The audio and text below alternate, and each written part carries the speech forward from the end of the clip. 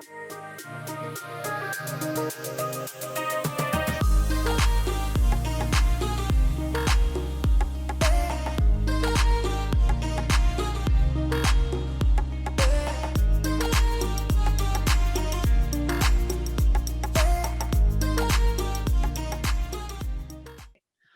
I'm Michelle Van Etten, and this is Unstoppable Angels. We have these amazing stories where we talk about turning your pain into power. Today, I have the distinct honor and privilege of having Andi Johnson here, or she might be known as Andi MacDowall, and also Amanda Johnson on Facebook.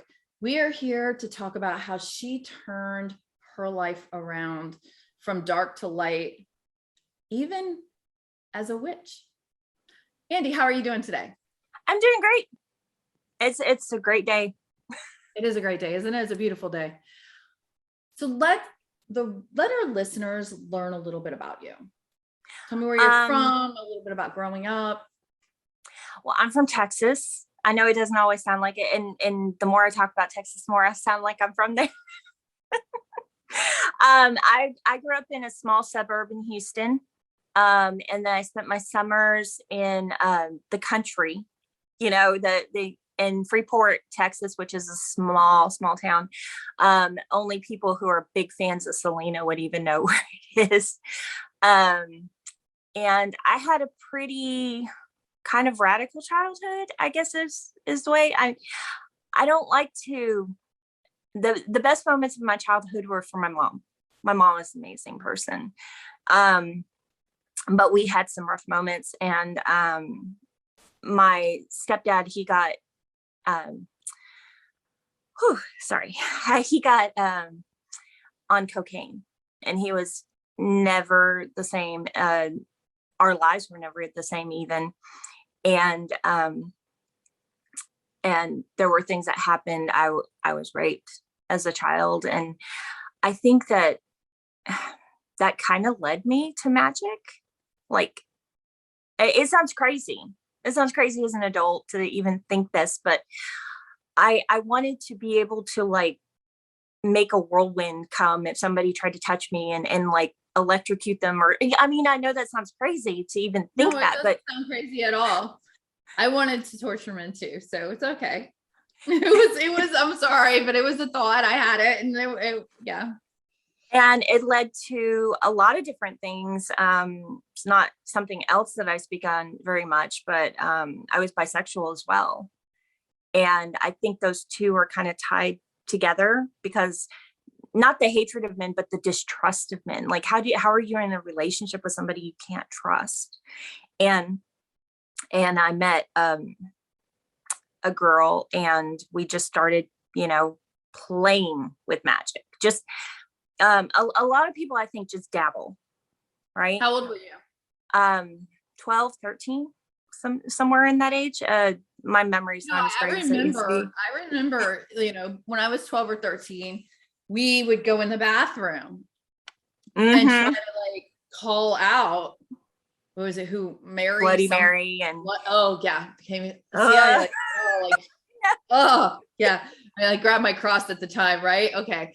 I'm all right. But I remembered, I'm like, it was at 12 o'clock at night, and you would go in the bathroom, and, you felt like you were on top of the world because you were trying to do something. Not that not that it's going to work or anything, but then come to find out what goes bump in the night's real. That was kind of weird. Right. All right. So you're 12 years old. So, and actually where I'm from in Houston, they have Candyman. They actually made a movie about it. And Candyman was like, ooh, I said his name twice. It was kind of the same idea, and so we did things like that. Liza put out there stiff as a board, the Ouija board, which my kids aren't allowed to own one. But it was not, it's a gateway. Okay. I'm going to say that it's not dangerous because it's not true, but it's not what I did. I got a little bit of power, a little bit of like, I could actually do something. It's like floating a pencil or doing something that defies the laws of man, right? And God, obviously. And then it was like a hit, the first hit of cocaine. And then pretty soon that wasn't enough. And I kept going harder and harder and harder. And then pretty soon, I was also the rejected kid, where I was goth back, before emo, before all that stuff, I was goth. And, I like vampires, and I loved Anne Rice, and all these different things. Now, I'm not saying you can't like those things and that'll lead, that's not what I'm saying. I'm saying it was like this tornado that just like slowly built and built. And then pretty soon it was destroying everything in my life, What are some of the craziest things you were able to do? Because like I'm I lived in a world in my own head, right? I thought that there was like rose-colored glass. I had no clue about what was going on until as I would say, the scales were removed from my eyes, Mm-hmm. right? And then you start to learn a lot more about the world than you really actually probably even wanted to know. But that's for a different story. So what were some of the actually kind of cool. So, I mean, in some ways you were Sabrina. So what were some of the things you could do? Well, I was more like, I had this point where I was trying to help people, help them get an A. I would put glamours. I know what a glamour is. It's where people see something that's not actually there. Right. And a lot of witches, they'll say that's not possible. That's not exist. There are people, like I said, that dabble. And then there are people who have an incredible talent for making all the little, all the little parts click. And those are the dangerous people, because you think of them as like the villain in a superhero movie. They are just one lab accident away from becoming a supervillain. That's the kind of person. When you start playing with voodoo and Santeria and some of these darker, I did like it kind of like just saying the words just are very creepy for me now. But when you start playing with those and you start doing it from a point of revenge, people treat you bad, you're bullied in school, and then you want, to make their hair fall out or make them trip in front of everybody. And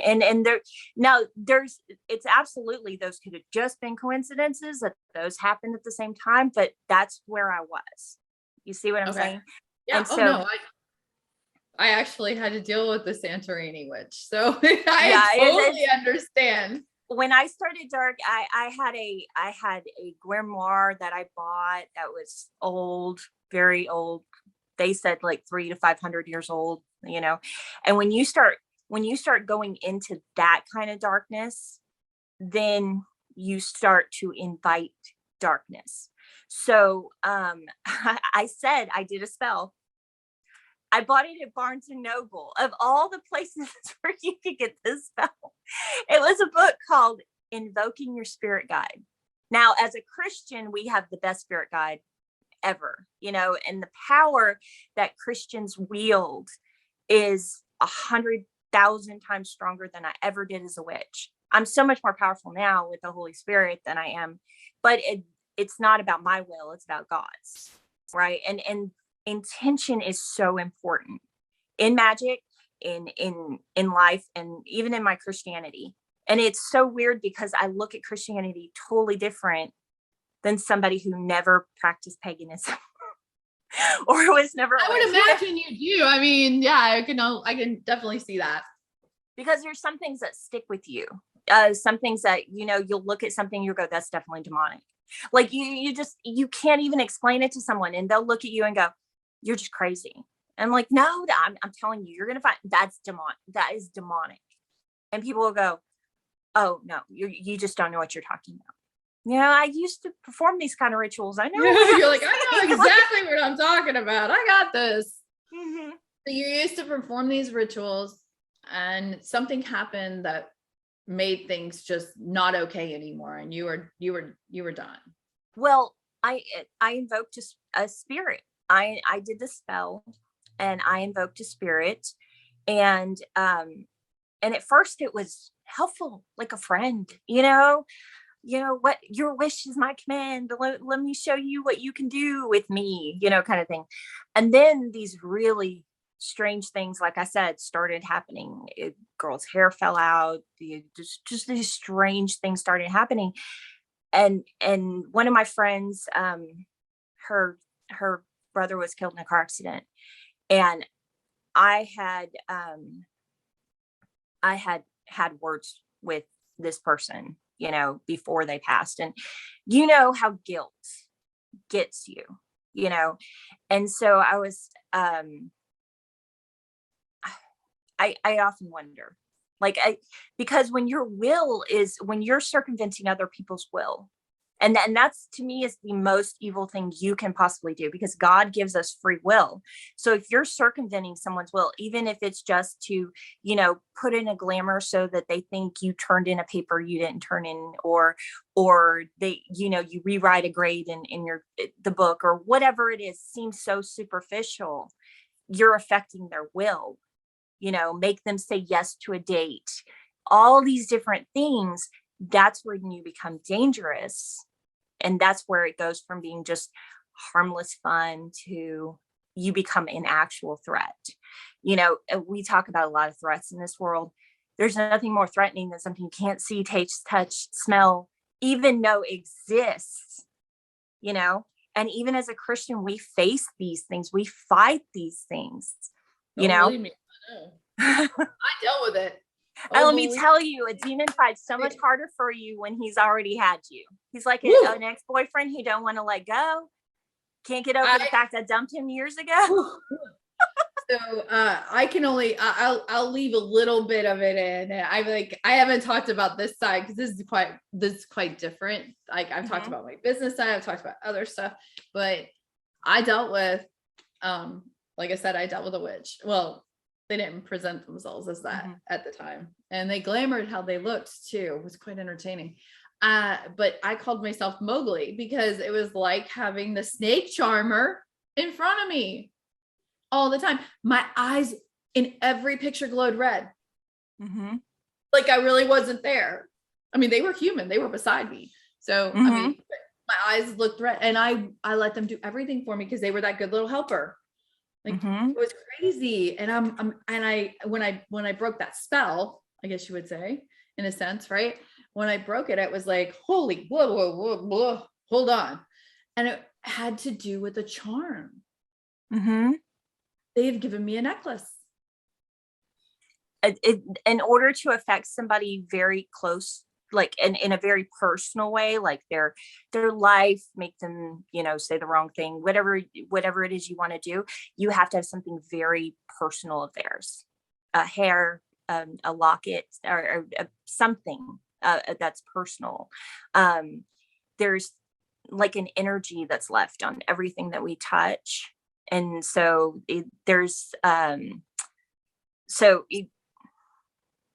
sorry, I lost my train of thought.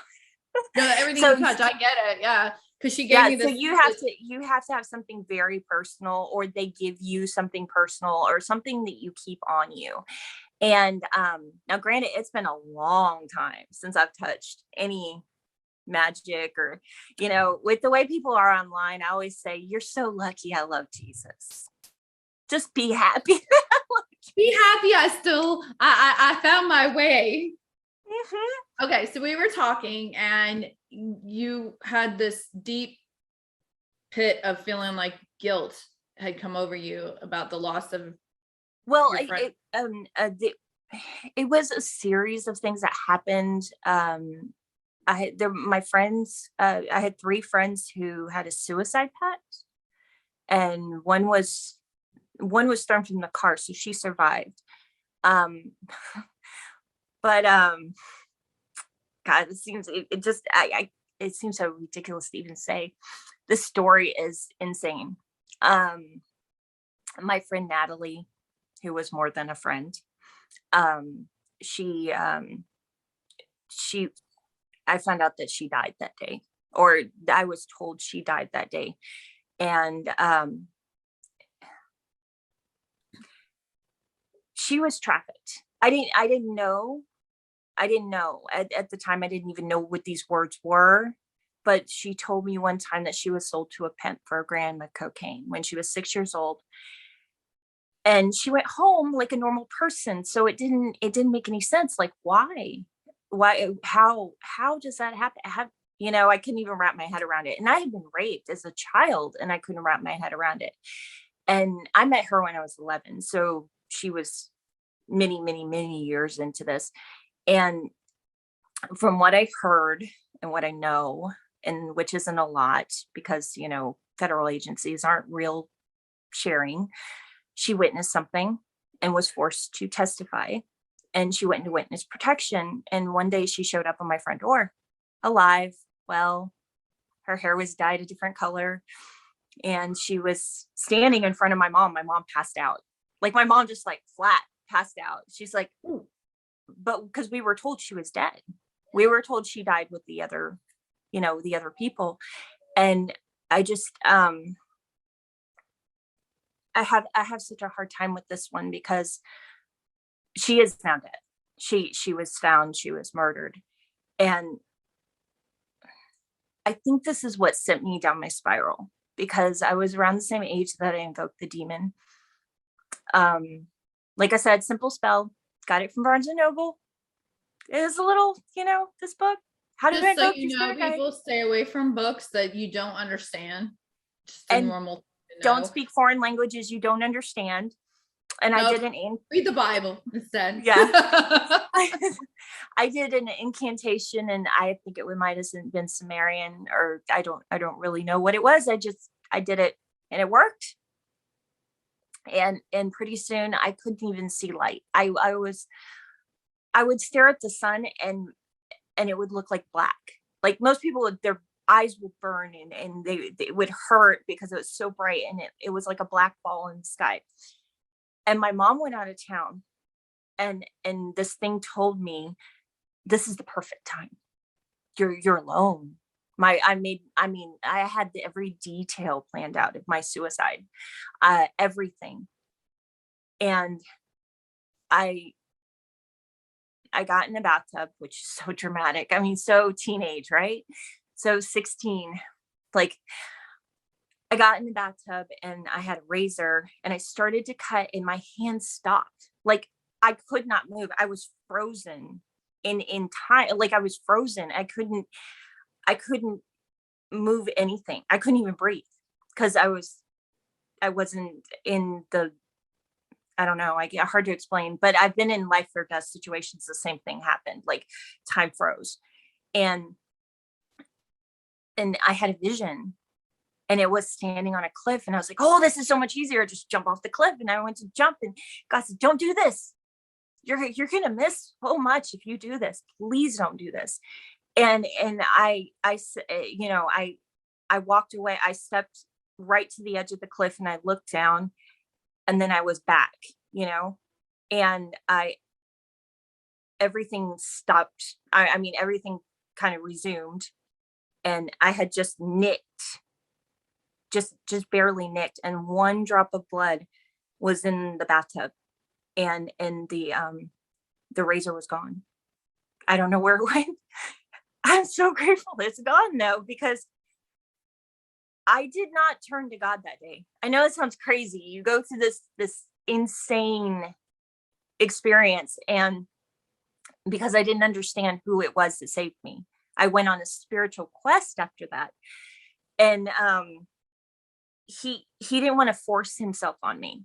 He was such a gentleman about it. It sounds so funny, right? So I have a tiny scar as a memory, I guess. And but he saved me.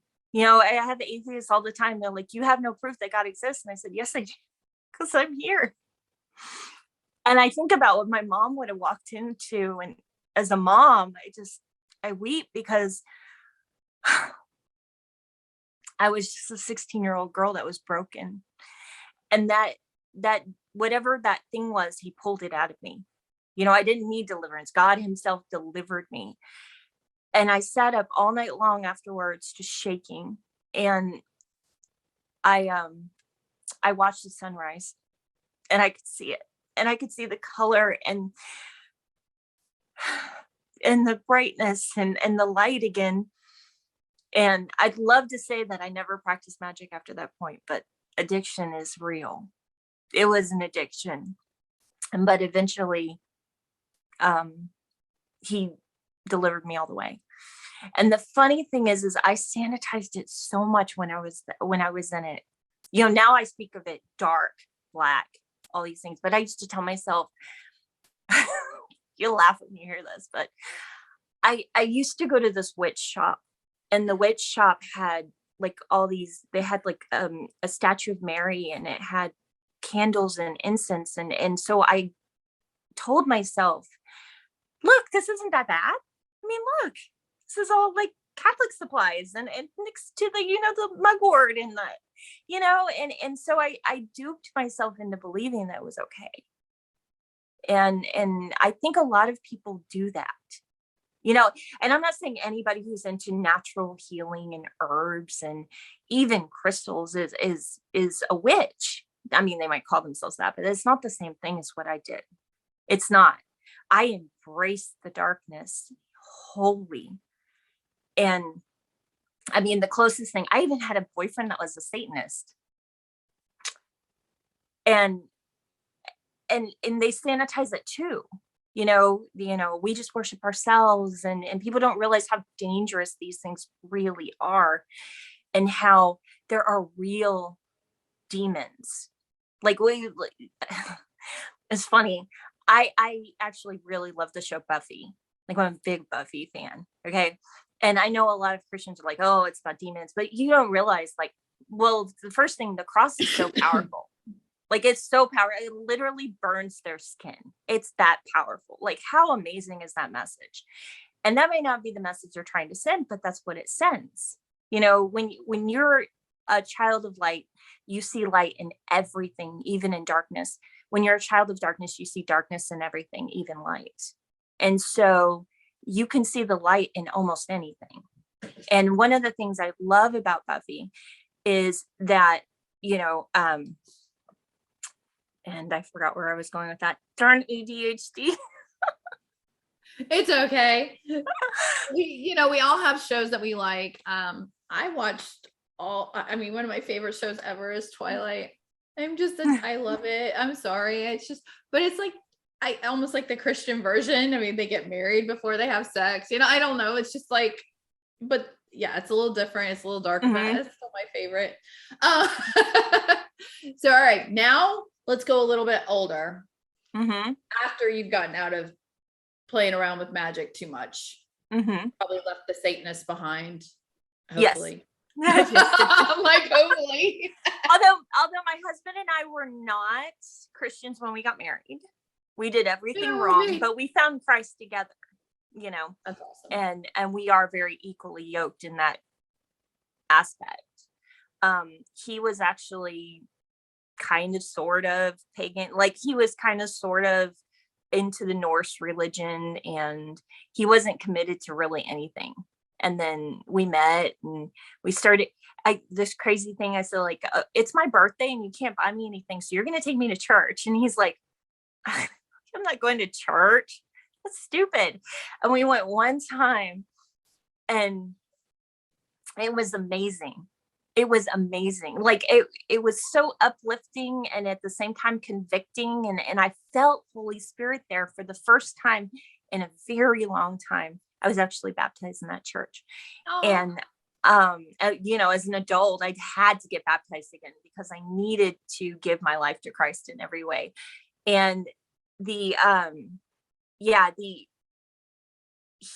laughed at me, and then the very next week he's like pulling me out of bed. Let's go, we're going to church. And it was just such an amazing transformation. I mean, if I hadn't seen my own transformation, if I hadn't seen my husband's transformation, my sister's transformation, like I can't even begin to describe the greatness that God has done in our lives. You know. So now that we're going to go on to something a little different, because I always like to talk about, you know, you've gone through the pain, you found a lot of your power, and you found it through Christ, which is incredible. What are you doing business wise, and how has that been affected from this new power? Well, I'm a writer, and Mhm. I love the idea of bringing pain into power. It's so funny that your show's called this, because I love taking trauma and turning it into something you actually look forward to. I mean, I know the word kink is kind of like thrown around, right? But I've joked and said that I've turned my trauma into kinks. I've turned it into my power, like my enjoyment, my pleasure, my, all the trauma that I've experienced in my life. And it wasn't just as a kid. I mean, like I said, I've been held at gunpoint as an adult. So yes. So I've had some crazy things happen in my life. And it's crazy. How did that happen? Now you got me. I'm sorry. Hang on. Now I need to know. I'm like, wait. Well, I was living in a very rough neighborhood. Very rough neighborhood. We had the Crips had moved into our neighborhood. They were tagging everything. Before, it was just poor, but this was super dangerous. We'd had drive-by shootings at our at the Montessori school where I worked. We actually had a duck and cover at the Montessori school where I worked. And I was pulling into my apartment, and two guys jumped on my car. Like, one jumped on the hood and the other one put a gun to my window. And he's like, and again, it was like that slow motion. I had like a million years to think, at least that's what it felt like. And I was like, okay, if they get me out of this car, they're probably going to rape me. No. And so I gunned it, and I ran over one, and I just went, I just took off in my car. And I just keep thinking, what if I'd had my window up? What if I'd been in a nicer car and they had shot in broad daylight? I mean, it was just so brazen to put a gun to my window because my car was stopped, was just so brazen. Somebody's on your hood and you ran him over? Yes. He rolled off the hood and I ran him over. Good. And I regret, I wasn't old enough to have a handgun at the time. And I've also been kind of like, wow, that's really scary to be out of the house, because I was only 19 years old, and to not be able to defend myself, as a woman. That's an equalizer. That I'm only 5'4", so any guy is a threat to me. Yeah, I have concealed carry. I'm not gonna lie. I'm gonna talk to him. Oh, I do now. About it. I'm good with it. Old enough to have that now. Yeah, but, and at that time you wouldn't have been old enough, and that's it. People are want to talk about taking. I'm not even gonna go there, but yeah, it doesn't sit well with me, because it's an equalizer. I'm not as strong as a man, but if I have to defend myself, I need something to defend myself with. Mm-hmm. Yeah, and I was taught to shoot when I was 9. So my dad, who lived in the country, he taught us the importance of gun safety. He taught me the importance of all of that, and he taught me how deadly guns were, so that we never played with guns. Like, that was never even a thing. My friends would come over and we're like, no,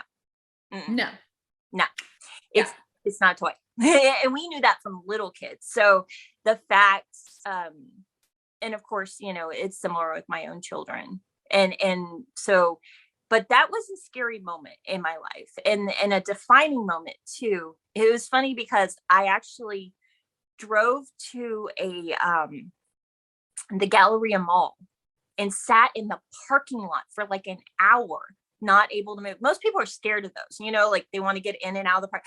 I felt safe there. I could not move. I was shaking so bad that I just couldn't move.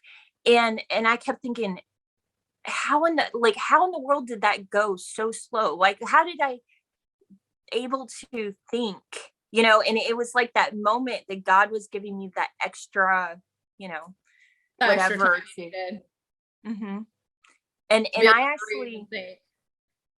actually started to come to God, believe it or not, when I went to boot camp. In the military? Mm-hmm. When I was going through boot camp, I spent most of my time working at the chapel when I was in the Navy, because that was just my job. And and I was still pretty angry at God. It's funny, after God saved me, I actually hated him. I was so mad at him. I was like, why would you save me? You just want to torture me. Like, why not just let me go? I'm not that special. I used to look at all these different things that teenagers see when you see it through the lens of a teenager, seeing things differently as an adult. It grips me because I'm like, oh my gosh. What would be the best advice you could give a mom or a dad right now? Like, if they're listening, what's something you could tell them to look for, to be able to watch out for, to be able to see some signs that when it comes to suicide, it sounds the strangest, right? But if they're really depressed and then all of a sudden they're like carefree. So when you decide you're going to kill yourself, when you make the decision, right, and you plan it out, there's a freedom and you don't worry about your homework. You don't worry about anything because you're going to die. So and you might even give your stuff away. You might even be happier than you've ever been. How many times have you heard they were so happy when they committed suicide? It's because they had decided to. Now, the other thing I have to say, because I know there's a lot of moms and dads that are probably listening to this and maybe have lost their child to suicide. There's nothing you could do. When somebody decides that they want to end their life, if they come to you and say it, take that as a cry for help and help them.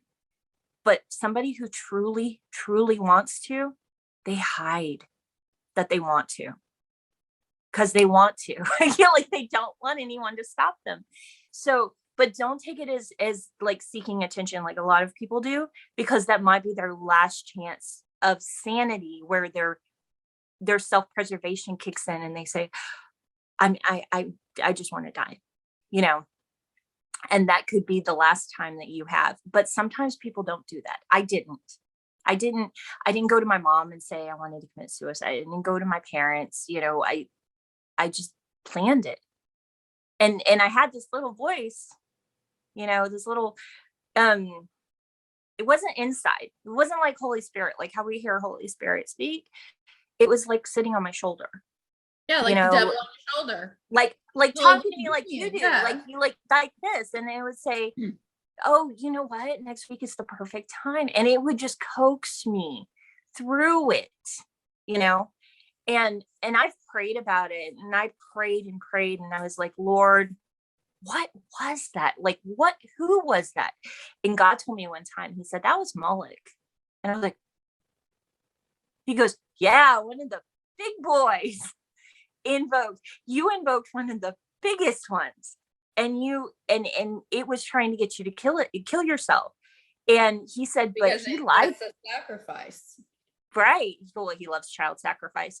And we were also talking about earlier that you work with trying to help end human trafficking. How are you doing that? What kind of work are you doing with that? Well, I don't like to talk about it, but I donate as much as I can. Of course, secretly. There's a couple really great organizations that are working with Operation Underground Railroad. They're separate organizations, but they work in conjunction, and they help get supplies and different things. I live in Kansas, so I'm limited to like physical things that I can do. But when I was in Dallas, I was helping out with, those sort of things too. I want to get, I really have a heart for building shelters and those kind of things. I want to, I have food allergies, so I want to create food banks that are for people who with allergies. So when there's a crisis, they have safe food that they can eat, because there's nothing scarier than not being able to eat something and afraid you're going to die. There's literally nothing scarier. I've been in scary situations, but like I can't eat that, I'll die. I mean, there's no hope there. Yeah, that would be very scary.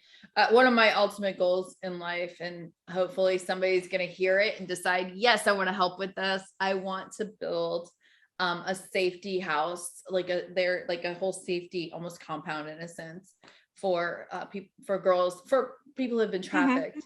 and create a program to help rehabilitation. Like, to understand a lot of, based on traumas I've gone through personally and other things that, no, I can't be in your shoes. I've never been in your shoes and I haven't walked a day in them, but I have walked through the shadow of hell and I've walked out, which gives me the ability to speak into and say, look, I've walked through it. You can too, that there is a way out. So that's something that's really big in my heart. And one of the things I like to do, I like to make my readers walk through the shoes of the person who's going through the trauma, because I think sometimes people like to close themselves off to the horrors of human trafficking. And by making, it sounds so crazy, by making them walk through the shoes of the person who's going through it, it actually makes it more real, even though you're putting it in fiction.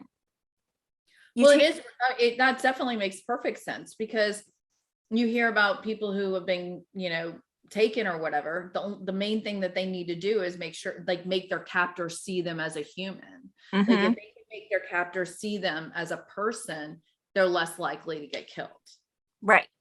And so what I like to do is I like to show the readers that this is real. Like, just putting it in my books, people are like,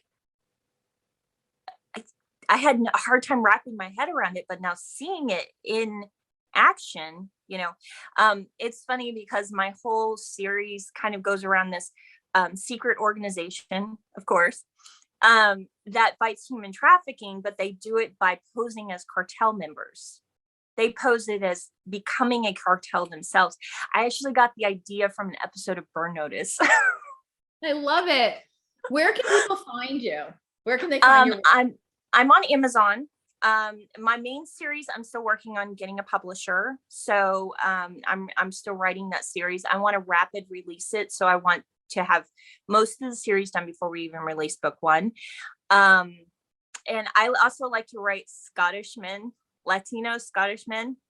It's an odd combination that you don't exactly get a lot. Not normally, no. My heroes are almost all Latino Scots. I have a few that are different, different ethnicities, but that's my favorite.